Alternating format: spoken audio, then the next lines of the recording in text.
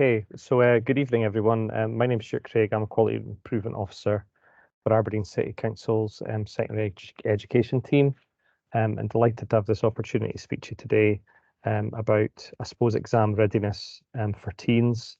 And I think the fact that so many people signed up for this demonstrates that there is that need within the local community and with parents to seek ways to support their young people. So hopefully, I certainly did find the previous session about the teenage brain and how that's operating very, very interesting and very informative. And also a lot of parallels with a lot of the work that I've been involved in the past with training for staff.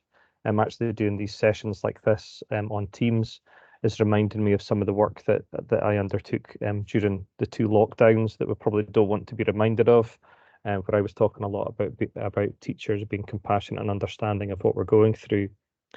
So some of the things that I'll go through today are really just about, I suppose, planning together with your teenager and supporting them for getting ready for their exams. And I suppose, as been mentioned already, some of those teenage behaviours that they will demonstrate, there is reasons behind them, but that doesn't mean that as parents we won't sometimes get frustrated by those behaviours. And we're only human after all. But it's about just providing that kind of self-care and self-compassion for yourselves, that you're that good enough parent, that supportive individual, that role model, trying to demonstrate and be that adult in the room. And it's that whole idea of that idea of being kind of curious and not furious and seeking to understand and empathize with what they're going through. And hopefully some of the plans and strategies that I'll go through with you in a minute and will help support some of that as well. So the first thing I'm just going to talk about here is just about supporting your young person to make and keep a study schedule. I am going to try and keep this quite practical. So establishing and maintaining a study schedule is crucial for the effective learning and reinforcement of what's been taking place in school. Young people do thrive under having a routine and having that study schedule, particularly when it appears when they're on exam leave, that time is open to them.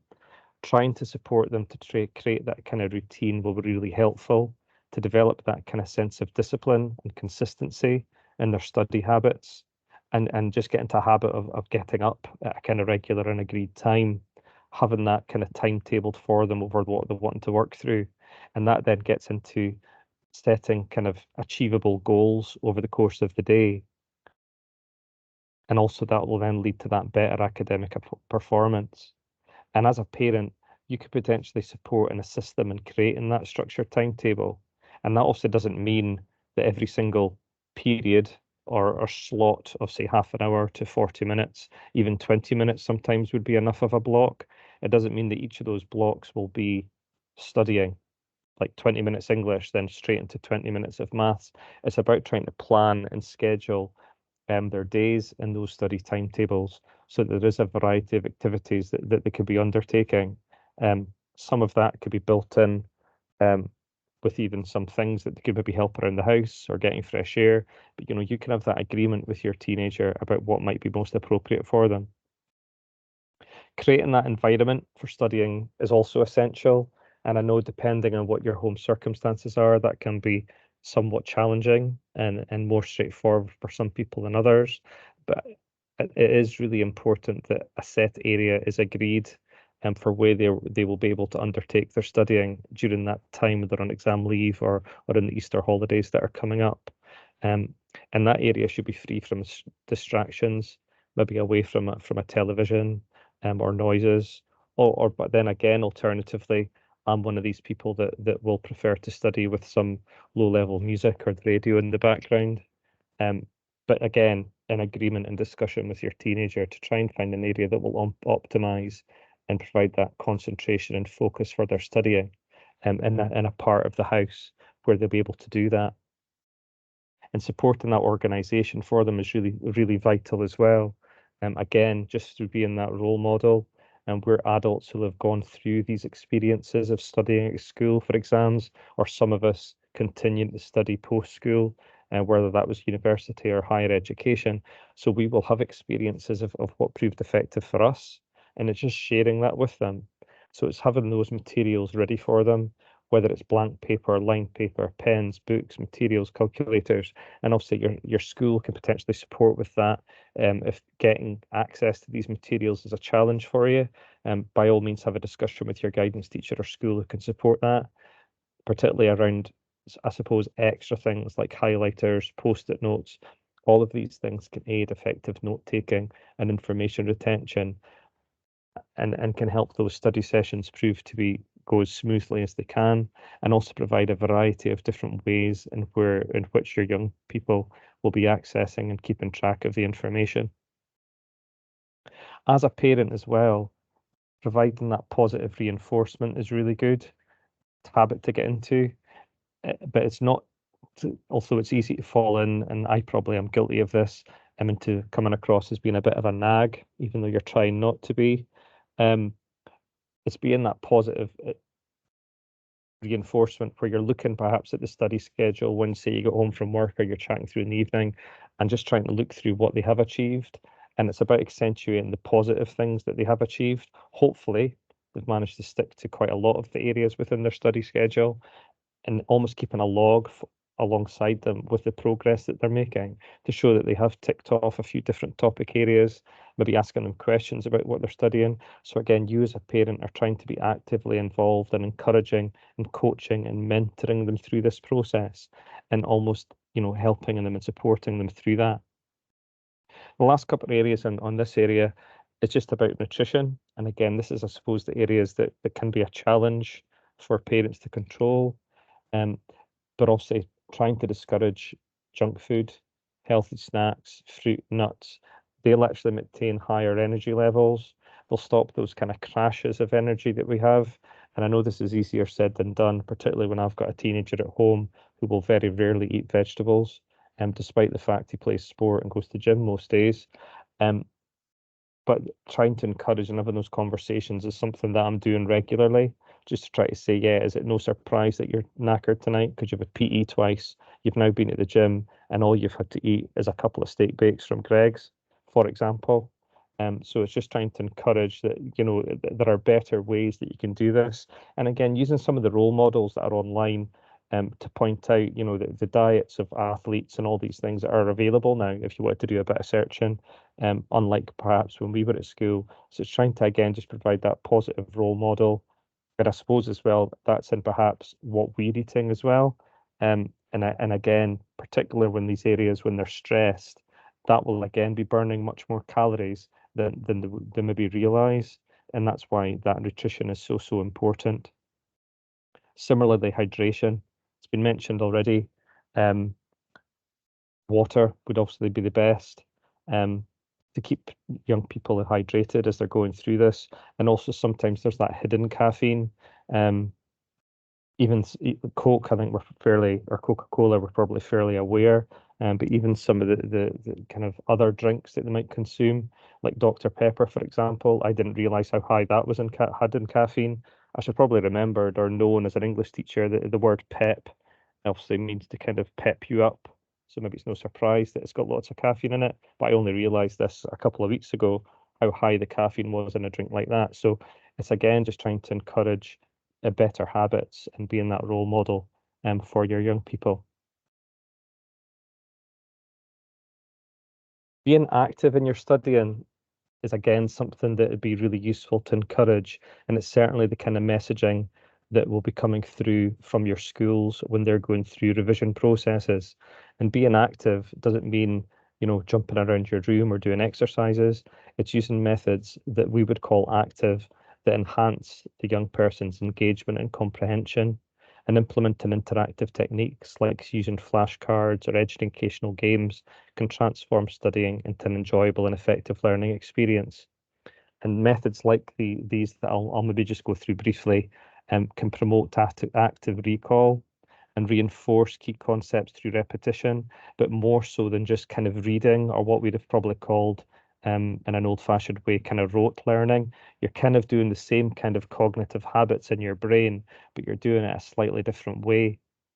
So mind maps and topic pages serve as visual aids that facilitate information, which can help organize and synthesize the information for the young person. and using visuals to represent the relationships between different topics or ideas can really help young people grasp some of the more complex topics that they've maybe been learning in school or they'll have notes on, but then them trying to rewrite those in kind of a visual form, and I'll maybe give a brief example of that in a minute over what I mean, can help retain them better. And that can then form into a kind of poster that they can maybe put on their wall. So they're seeing that and kind of regularly getting that topic from its kind of visual representation. Diagrams and illustrations can really aid that conceptual understanding and memory retention, and encouraging your young person to visualize some of these concepts and processes through drawings or diagrams can really reinforce their understanding of subject matter. And just as a quick example, English was my subject. So again, for some of the topics, texts, poems that I would have studied with young people, I would help them create a kind of visual of that text, which had lots of different offshoots and diagrams and drawings of them, and they'd freedom to try and annotate that the best that they could. And that was really, really helpful for them to help memorize the quotations, memorize the themes, see how all these different areas link together in a text in a kind of one A3 sheet, which then they could take home, pin up on their wall, and that really helped them to again then regurgitate that information when it came to the stressful environment of an exam. Practicing timed exercises is obviously a kind of common practice, but again, narrowing that down. So you're maybe just giving yourself a 5-10 minute burst to answer a question, then going over the responses can really enhance confidence. And that's maybe something, again, that you could support with them. Obviously, these days, there's plenty of online revision websites and study guides that can complement what the school have provided. But I think with that, it's incorporating that in a sensible way into the routine, so they don't go down that kind of wormhole of internet clicking and clicking, rather than actually taking information in that will enhance what the school have provided. And again, some of that discussion, some of the concepts as a parent that you can maybe do every second day or every day, just over what they've actually been working on, again reinforces that understanding by having that conversation with them. Looking at the time, I know we're all right, we're on to procrastination. I was going to go through some techniques. I do have some other techniques that would help with that active kind of process of learning. I will have a booklet that I'll share with Nikki later this week, that as I got a lot of these written down, so I'll share that later this week. But also on these slides at the end, there's a number of active strategies that I won't go through today just with time, but it's obviously something you can refer back to that you might want to talk through with your child at a later date. Procrastination is obviously a common problem. If you ask my wife, this is something I suffer from on a daily basis, but maybe it's just because I don't enjoy doing some of the tasks that I'm given at home, but that's maybe a different story. I won't share that too much. But overcoming procrastination requires understanding and support from both parents and children. And actually, as a parent, it's important to recognize signs of procrastination in your child. And although I made a bit of a flippant remark there, I know it's something that I can suffer from. I'll always look for something that I enjoy doing rather than some of the tasks at hand. And I see that in both my boys. So it's looking and acknowledging that behavior with your child, not again in a kind of naggy way, trying to be compassionate, trying to be understanding, sharing that this is something that you can fall into as a trap, particularly when you're fatigued or tired. And it's just having that conversation with them, acknowledging that almost everyone suffers from procrastination at times, and sharing your own experiences of procrastination to normalize that behavior saves that kind of sense of blame and shame that can sometimes come through, just that it's a kind of common challenge for young people. So it's encouraging your child, if you do see signs of procrastination, to maybe initiate some small tasks. And sometimes it's getting started at the hardest part. So again, it's breaking tasks into manageable chunks can make them feel less kind of overwhelming. So if it's a topic that they've really struggled with, it's trying to just hit that area of that topic that they maybe enjoy or understand. This is maybe where the internet could be useful, particularly some of the video sites, obviously YouTube being the most common one. That can sometimes help. You know, a quick Google, say they were studying something like geography, you could do a quick Google search into the topic area they're looking for, find a short 5-minute video on, say, glaciation, and that would maybe get them back into, oh yeah, that's what this is about, and then go back to studying it again. Reward systems can also provide motivation and reinforce productive behavior as well. And I think, as was mentioned already, It's having that conversation and agreement that a reward for your young person upon completing a task, say finishing an essay or sticking to your schedule or doing something in the afternoon, that can incentivize them to stay focused and committed to their work. Obviously, ideally, we want that idea of intrinsic motivation, which then means they're kind of motivated inwardly themselves. But we all understand that as teenagers, that's sometimes quite difficult to do when sometimes the last thing they want to be doing is sitting down and doing studying, particularly when exams are in May time when maybe the weather's getting a bit better. So that incentivization can work. Organization and that preparedness is also really important for minimizing opportunities.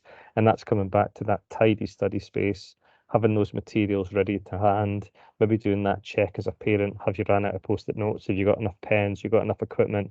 Again, showing you that a supportive individual that can maybe provide those materials for them. And as I say, your school will be happy to support the provision of materials if that's something you struggle with. Also as well, if there's that open communication to kind of problem solving. So if there's an uncertainty about a task or the expectations that they might have, encouraging your young person to seek clarification from the teacher or maybe a classmate, because if there is that lack of understanding of what they're trying to do, you're better tackling that head on and much earlier so that potentially they can get those issues solved. And again, your school will be happy to support that if there is a bit of a misunderstanding of particular an area or concept, because that sometimes procrastination does stem from a kind of uncertainty or lack of confidence in what they're actually working towards. Just a couple of slides to go for myself. So stress is obviously one that will often be talked about. It's been a kind of growing area that's been mentioned certainly over the past 10 to 15 years, about how much more stress we are all under within society. And we're obviously not here tonight to have a debate about why we're potentially under more stress, but understanding or helping your child to understand how to cope with stress is crucial, for all of us. So it's essential to try and recognize that in your conversations with your teenager, that stress is an inevitable part of life and a natural part of life. I'm obviously going way back into when we were living in caves, having that stress and adrenaline rush kept us alive. It's part of why we're actually here. So stress, yes, we see it as a negative thing in modern society, but there's a reason from how we've developed as human beings is that it's why we have it. It's an essential part of life. So trying to view stress as not entirely negative is a positive thing. Sportsmen as well, or sportswomen, they wouldn't perform to the high level that they perform without an element of stress and a desire to be the best that they can be. And again, that adrenaline rush they get when they're seeking to perform is a positive. If they don't have that, they're not going to break their world records. They're not going to score the goal or whatever their sport might be. And also pointing out to your child that if they are feeling stress, it's also a sign that it's something that they care about deeply. And that again is a positive. If they are stressed, it shows that they want to do the best that they can because they care about it. So it's having these kind of conversations are really important, and also trying to spot any areas that might trigger stress more than others. Is it particular subjects? Is it particular topic areas? And that again can maybe help you support this time more effectively. So trying to get your child to interpret stress in that positive light is really important, and that stress, if channeled correctly, can drive them towards constructive activities or goals. And it's also to try and find some healthy outlets for this energy. And this is why we'd always encourage children to maintain their sporting activities and interests as much as they possibly can, whether that's going to the gym, whether it's playing football, whether it's doing athletics, swimming, or going for a walk with a dog, whatever it is, getting that fresh air and using energy is so important.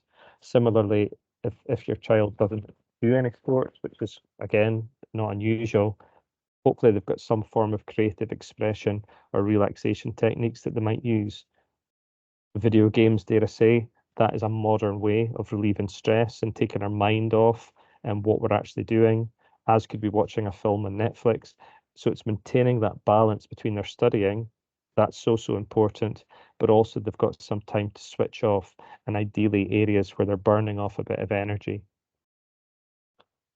So it's setting clear the guidelines to prevent overwork and anxiety are important. boundaries around workload, and it's about that prioritizing self-care. So they've got those outlets where they're not just studying, and that'll help them foster that positive attitude moving forward towards stress. And if you're modeling that yourself, that'll help them to develop coping mechanisms that will serve them well, not just throughout this time for studying, but throughout their life.